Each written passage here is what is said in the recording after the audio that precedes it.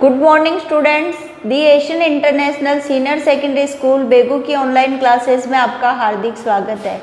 आज हम कक्षा 7 विषय सामाजिक भूगोल का पहला पाठ पढ़ेंगे, जिसमें अपन ने कल पढ़ा था पर्यावरण के बारे में कि पर्यावरण क्या है। इनके बारे में आज अपन पढ़ेंगे पारितंत्र क्या है, पारितंत्र की परिभाषा क्या है, पारितंत्र क्या है। पारितंत्र वह तंत्र है जिसमें समस्त जीवधारी आपस में एक दूसरे के साथ तथा पर्यावरण के उन भौतिक एवं रासायनिक कारकों के साथ परस्पर क्रिया करते हैं। पर्यावरण के साथ क्या करते हैं? क्रिया करते हैं जिसमें वे निवास करते, क्रिया करके उसमें क्या करते हैं? निवास करते हैं। उसे क्या कहेंगे? पारितंत्र। अब देखो पारितंत्र की ये परिभाषा है। पारितंत्र क्या है? रवि की कक्षा के एक एनसीसी कैंप में जेम्सी ने आश्चर्य से कहा, कितनी मूसलाधार वर्षा हो रही है। मूसलाधार वर्षा का क्या अर्थ होगा? कि बहुत तेज बारिश होती है, उसको क्या कहेंगे? मूसलाधार बारिश होना। इससे मुझे अपना केरल याद आ गया। तुम सबको आकर देखना चाहिए कि कैसे हरे भरे खेतों एवं नारियल के बागानों में लगातार बारिश होती रहती है। तभी जैसलमेर के रहने वाले हीरे ने आश्चर्य से कहा, हमारे यहाँ वर्षा होती ही नहीं है। जैसलमेर के हीरे ने क्या कहा कि हमारे यहाँ तो वर्षा होती ही नहीं है, हमें तो दूर दूर तक केवल किंकर और रेत ही नजर आती है। किंकर यानी पत्थर के टुकड़े और रेत ही नजर आती है, लेकिन वहाँ ऊंट भी तो मिलते हैं। रवि ने कहा, ऊंट को क्या कहा जाता है? रेगिस्तान का जहाज कहा जाता है। जहाँ वर्षा नहीं होती है और वहाँ पर रेती रेत होती है, तो ऊंट को रेगिस्तान का जहाज के नाम से भी जाना जाता है।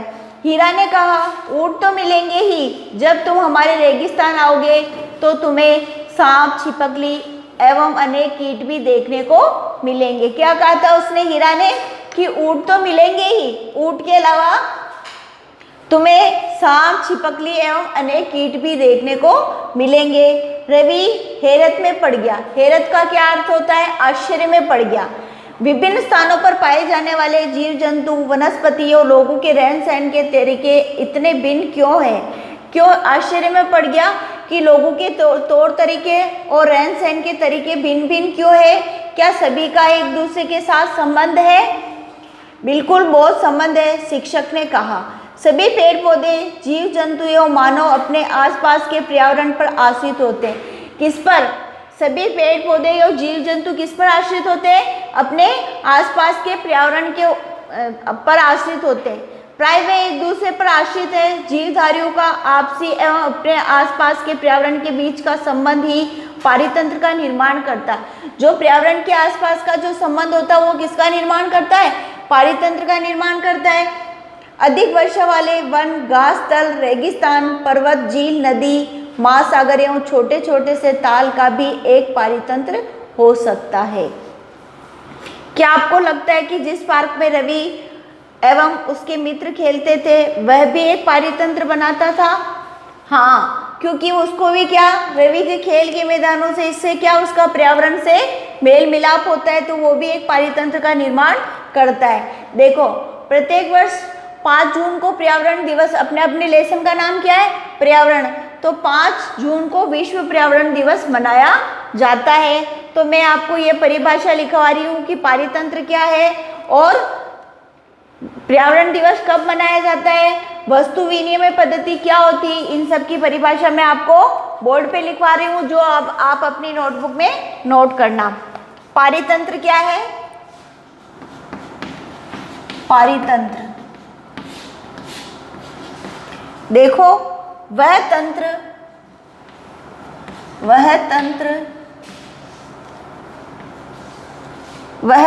जिसमें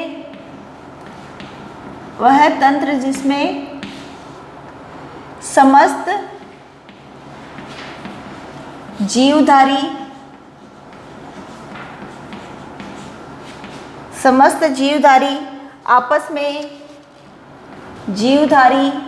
आपस में एक दूसरे के साथ तथा एक दूसरे के साथ तथा पर्यावरण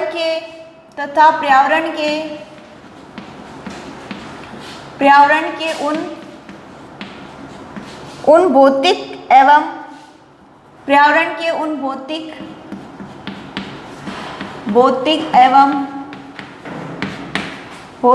एवं रासायनिक कारकों के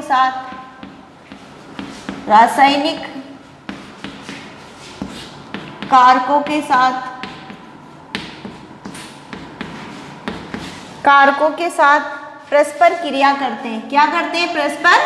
रासायनिक कारकों के साथ परस्पर क्रिया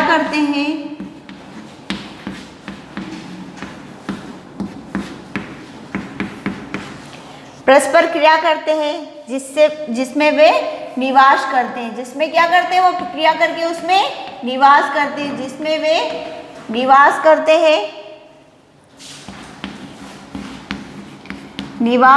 हैं। क्या कहलाता है? पारितंत्र कहलाता है। तो ये परिभाषा आपको याद करनी है। निवास करते हैं, पारितंत्र कहलाता है।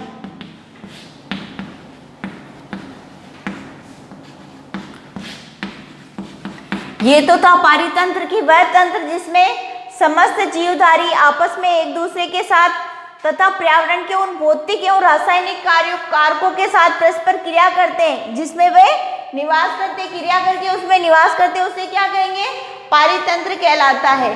अब देखो, पारितंत्र अब है।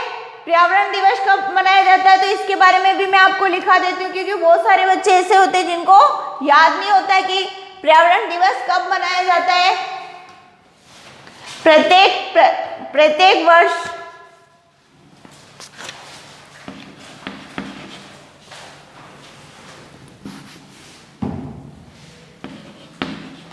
पर्यावरण दिवस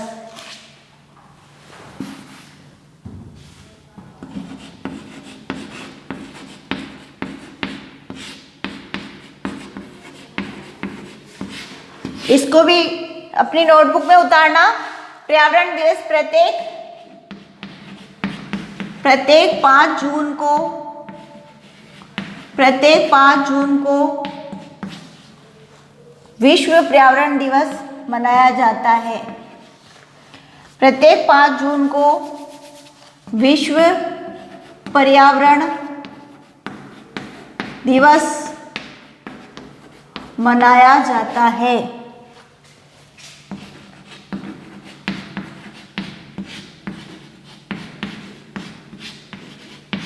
ये अपनी नोटबुक में नोट करना।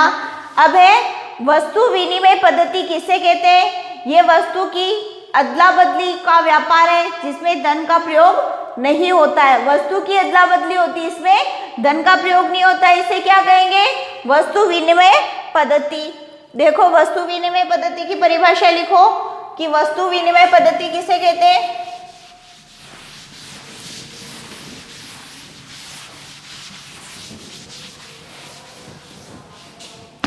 वस्तु विनिमय पद्धति, ये वस्तु की अदला बदली, वस्तु विनिमय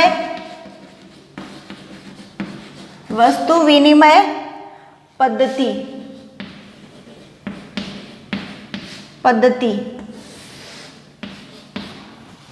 ये वस्तुओं की अदला बदली, यह वस्तुओं की अदला बदली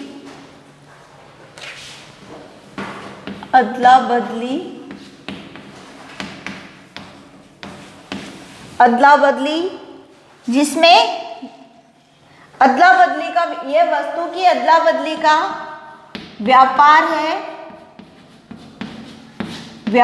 है जिसमें धन का प्रयोग नहीं होता है, जिसमें धन का प्रयोग नहीं होता है।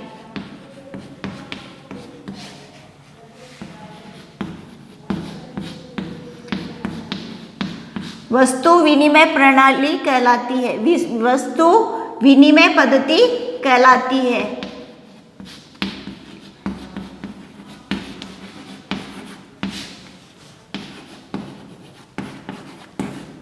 वस्तु विनिमय पद्धति कहलाती है।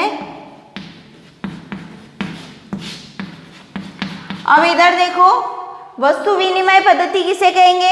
ये वस्तुओं की अदला बदली का व्यापार है जिसमें धन का प्रयोग नहीं होता, वस्तु विनिमय पद्धति कहलाती है।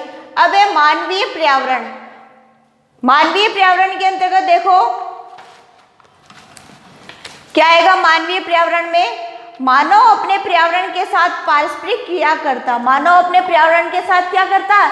पारस्परिक क्रिया करता है और उसमें अपनी आवश्यकता के अनुसार परिवर्तन करता है। क्रिया करके जो उसमें आवश्यक परिवर्तन होते हैं उसमें क्या करता है? आवश्यकता के अनुसार परिवर्तन करता है। प्रारंभिक मानव ने स्वयं को प्रकृति के अनुरूप बना लिया। प्रारंभिक जो मानव थे उन्होंने स्वयं को किसके अनुरूप बनाया? प्रकृति के अनुरूप। प्रकृति के अनुरूप वो ढले, उनका जीवन सरल था एवं आसपास की प्रकृति से उनकी आवश्यकताएं पूरी हो जाती थी। उनका जीवन क्या था? बहुत ही सरल था, साधारण था और प्रकृति के द्वारा उनकी आवश्यकताएं की पूर्ति हो जाती थी। समय के साथ कई प्रकार की आवश्यकताएं बढ़ी, लेकिन जैसे जैसे समय बढ़ता गया वैसे वैसे मनुष्य की क्या बढ़ती गई? आवश्यकताएं बढ़ती गई। प्रारंभिक मानव कहाँ रहता था? जंगल में रहता था, कंद फूल फल फूल खा लेता था और पेड़ों की छालों को ही अपने वस्त्र बना लेता था। लेकिन धीरे धीरे मनुष्य की आवश्यकताएं बढ़ने लगी तो धीरे धीरे मनुष्य क्या करने लगा? पशुपालन करने लगा, कृषि करने लगा, वस्त्रों का उपयोग करने लगा।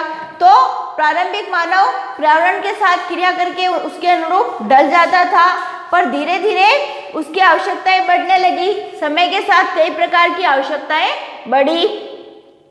मानव ने पर्यावरण के उपयोग और उसमें परिवर्तन करने के कई तरीके सीख लिए। जैसे जैसे उसकी आवश्यकताएं बढ़ने लगी तो मानव ने पर्यावरण के और अपने उपयोग में परिवर्तन करने के कई तरीके सीख लिए। उसमें फसल उगाना, जैसे मैंने बताया था अभी कि प्रारंभिक मानव क्या करता था? जंगलों में रहता था और जंगलों के पत्ते होते थे उसको अपने वस्त्र बना लेता था, उनको लपेट लेता था और वही वन में कंद फल फूल खा के अपना गुजारा चला लेता था। लेकिन धीरे धीरे उसकी आवश्यकताएं बढ़ी।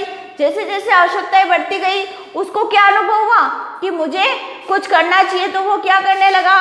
फसल उगाने लगा, पशुपालन करने लगा, एक स्थायी जीवन सीख लिया।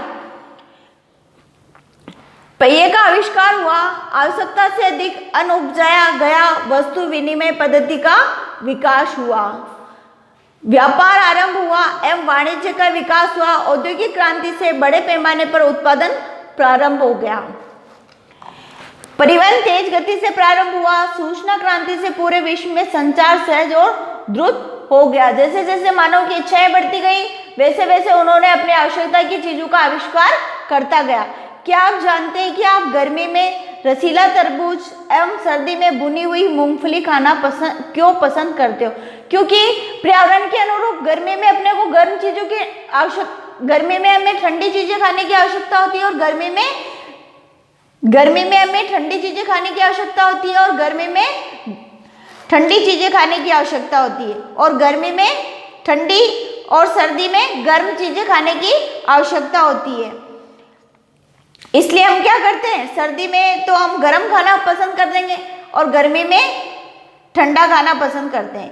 प्राकृतिक एवं मानवीय पर्यावरण के बीच सही संतुलन होना आवश्यक है। मानव को पर्यावरण के साथ समरसता से रहने एवं उसका उपयोग सीखना चाहिए कि मानव को पर्यावरण के साथ कैसे तालमेल बिठाना है। रवि की कक्षा में मिजोरम की एक लड़की है नूरी। मिजोरम की लड़की, उसका नाम क्या था?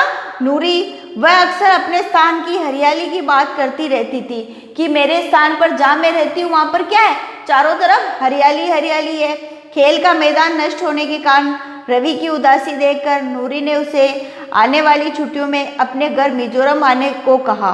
रवि के शिक्षक ने सभी बच्चों से कहा कि छुट्टियों में वे जिन स्थानों पर जाएंगे वहाँ के भूदृश्य, घरों एवं लोगों के क्रियाकलापों का चित्र बनाकर लाएंगे। जहाँ भी घूमने जाएंगे वहाँ के घरों और वहाँ के दृश्य को देखकर वहाँ के क्रियाकलापों का क्या करेंगे? चित्र बनाकर लाएंगे। अब आगे देखो, ये लेसन अपना यही खत्म हो जाता है। अब अपन ने इस लेसन में क्या पढ़ा था? पर्यावरण के बारे में पढ़ा था कि पर्यावरण किसे कहते हैं और मानव पर्यावरण के घटक के बारे में पढ़ा था, प्राकृतिक पर्यावरण के बारे में पढ़ा, जैसे जलमंडल, स्थलमंडल, वायुमंडल के बारे में, फिर मानवीय पर्यावरण। अब अपना लेसन यही खत्म होता है। तो पारित निम्नलिखित प्रश्नों के उत्तर दीजिए। तो मैंने आपको ये बोर्ड पे लिखवाया था, निम्नलिखित प्रश्नों के उत्तर दीजिए। तो अब अपन प्रश्न उत्तर कल करेंगे, ये आप बुक से ढूंढ के लाना, अगली क्लास में अपन ये प्रश्न उत्तर करेंगे।